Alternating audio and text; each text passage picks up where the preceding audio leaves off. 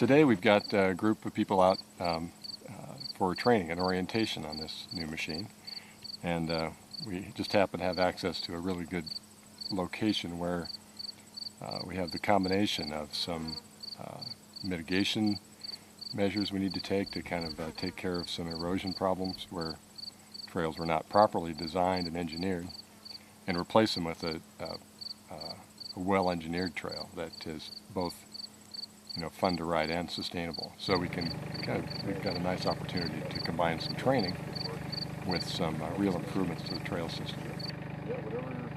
As we learn more and more about the need to develop sustainable trail systems that were not dumping sedimentation into streams and were stable and staying in place, there's no denying that that's the direction of our sport really relied on, getting our trails in the kind of shape that we could be proud of. We could be proud to take anybody out into the forest and show them about our sport.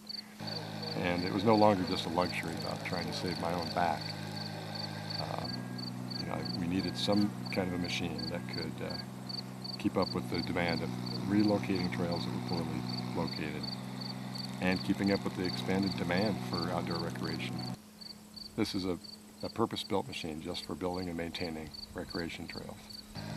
It has a 6-way dozer blade on the front of the machine, driven by steel dozer type tracks, and a hoe and bucket and thumb over the front of that 6-way blade for doing the more heavy-duty grubbing and rock and stump removal.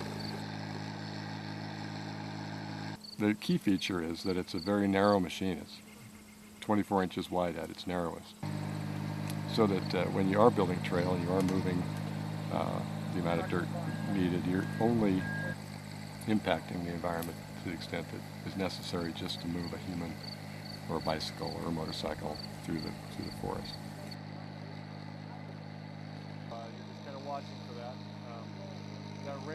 The remote control feature allows you to build even more technically challenging trail, narrower trail than you might otherwise, where there are conditions that you might normally have to cut several trees down to make a wide enough path for the operator to feel safe. In this case, you can leave most of the terrain in place, get off the machine, and move through safely.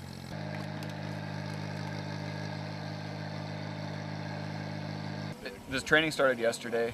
We were up in Hill City. We went through the mechanical overview, kind of the ins and outs of the machine, some of the maintenance, some of the specifics about the equipment, and then today came out to do an actual on the field, kind of a show me tour of what you can do with the machine, what it's designed to do, and what we will be doing with it in years down the road.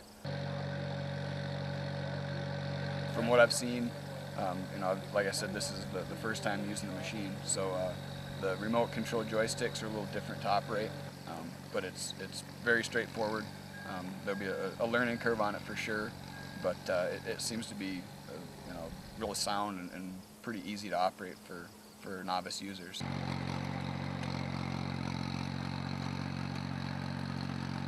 You can build trails by hand, as Barrett talked about. They've been doing it since they've had people walking through the hills and doing motorized trails. The obvious advantage to it is instead of having 20 people out swinging tools for days on end, you can have 2 to 3 people out with one piece of equipment and doing virtually the same work, leaving kind of the same scar per se on the landscape and getting the same use out of it. After we get more familiar with the machine and we become better operators, our production is going to go up substantially, and that's when we're going to see the real benefits to the machine, is being able to go out with the user groups, show them where we want to go, and have them work with us so that we can produce a lot of trail in a short amount of time.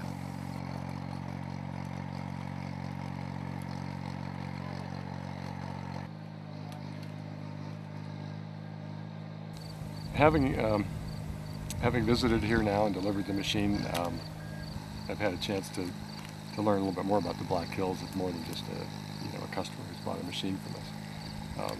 What I've found is this is exactly the setting, this is exactly the type of land management environment, and exactly the kind of user community that we had in mind for this machine.